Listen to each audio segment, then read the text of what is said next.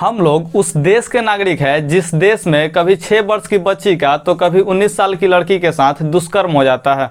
मेरा खून खौल जाता है जब भी मैं ऐसा घटना को देखता हूँ या सुनता हूँ। मन तो करता है कि बीच चौराहे पर उस दोषी को मारूं, उल्टा लटका कर मारूं, लेकिन क्या करूं, इस देश का कानून व्यवस्था ही कुछ ऐसा है। ना तो कानून सही वक्त पर सही सज़ा दे पाता है और ना ही आम आदमी को यह अधिकार दिया गया है कि उसको सज़ा दे पाए। मैं बात कर रहा हूँ 19 साल की एक लड़की मनीषा वाल्मीकि की, जिसका 4 लोगों द्वारा रेप कर दिया जाता है और उसी लड़की का 29 सितंबर को मौत हो जाता है। अपने भारत में सिर्फ एक ही रेप केस का मामला दर्ज नहीं है। अगर आप इस नेशनल क्राइम रिपोर्ट ब्यूरो की डाटा को देखेंगे तो आप पाएंगे कि भारत में 2019 में प्रत्येक दिन लगभग 88 रेप केस का मामला दर्ज किया गया है। अगर आप इस रिपोर्ट को देखेंगे तो पाएंगे कि भारत में 2019 में प्रतिदिन लगभग 10 दलित महिलाओं का रेप केस का मामला दर्ज किया गया है।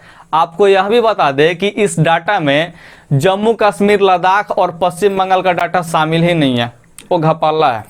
अगर आप इस डाटा को देखेंगे तो आप पाएंगे कि भारत के 5 राज्य राजस्थान, उत्तर प्रदेश, मध्य प्रदेश, महाराष्ट्र और केरला में सबसे अधिक रेप केसेस का मामला दर्ज किया गया है।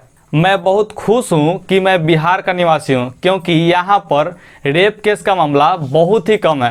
अगर सबसे कम की बात करें तो वो नागालैंड में है। नागालैंड में सबसे कम रेप केस का मामला दर्ज किया जाता है और उसके जस्ट जो बाद आता है वो है बिहार।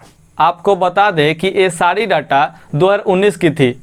तो अब इन सभी घटनाओं से एक ही सवाल उत्पन्न होता है कि आखिर इस देश के नेता, मीडिया, प्रशासन क्या कर रही है। वैसे तो हमारे देश में रेपिस्ट के लिए फांसी अथवा उम्र कैद तक की सज़ा है, लेकिन इसके बावजूद भी अगर हमारे देश में ऐसा हो रहा है तो कहीं ना कहीं इस सज़ा का लोगों में डर नहीं है। अगर इस डर को बनाना है तो सरकार को कुछ ऐसा करना चाहिए जिससे कि सारा लोग जो है इस सज़ा से डरे। जैसा कि अगर मान लीजिए कोई रेपिस्ट को सज़ा दे रहे हैं तो या तो उसको सोशल मीडिया पे या न्यूज़ चैनलों पे लाइव टेलीकास्ट करके दिखाया कि उस दर्द को वो कितना महसूस कर पा रहा है। अगर वो दर्द सारा देश महसूस करेगा ना तो लोगों में डर पैदा होगा, और जब डर पैदा होगा ना सज़ा का, तो लोग जो है रेप करने से पहले लाख बार सोचेंगे। अब इसके कुछ साइड इफ़ेक्ट भी हो सकते हैं, लेकिन अगर आप मेरे नज़र से देखें तो आप पाएंगे कि पूरा देश में, अगर पूरा देश के सभी लोगों में यह डर कायम हो जाता है तो निश्चित रूप से जो है रेप केस का मामला जो है बहुत नीचे गिर जाएगा, बहुत कम दर्ज होगा। वैसे तो सरकार ने भी कुछ बहुत बड़े बड़े कदम उठाए हैं जिनमें एक पॉर्न बैन भी शामिल है, लेकिन ये भी 100% फॉलो नहीं हो पाया, क्योंकि आज भी लोग अपने फ़ोन अथवा लैपटॉप में ये आज भी पॉर्न को देख पाते हैं, एक्सेस कर पाते हैं। मैं आपसे पूछता हूं कि अगर इस देश में ये सब हो रहा है तो इसका जिम्मेदार कौन है।